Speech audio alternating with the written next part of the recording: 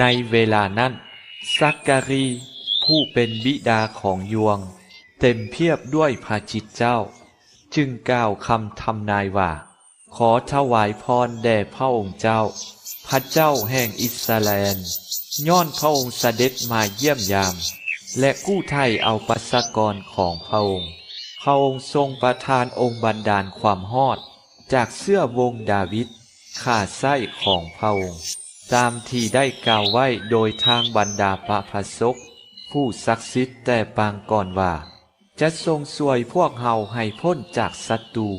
และจากกำมือของผู้ที่เครียดสั่งพวกเฮาทั้งนี้เพื่อเป็นการแสดงพระเมตตาที่ทรงมีต่อบรรพบุรุษและเป็นการระลึกถึงพระสัมพันธ์ไมตรีคือพระสัญญาที่กล่าวกับอาบราฮัมบรรพบุรุษของพวกเฮาว่าจะช่วยพวกเฮาให้พ้นจากกำมือของพวกศัตรูเพื่อจะได้บัวระบัดพระองค์โดยปราศจากความย่านกลัวจะได้บำเพ็ญความศักดิ์สิทธิ์และความชอบธรรมทุกวัน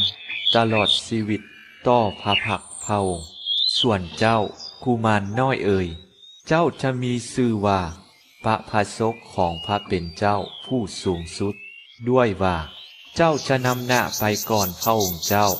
เพื่อจัดเตรียมเส้นทางของพระองค์เจ้าจะประกาศแก่ประชาชนให้ฮู้ว่าจะได้ความรอด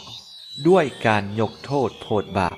เดชาพระเมตตาอันอ่อนหวานของพระเป็นเจ้าที่มาจากเบื้องบน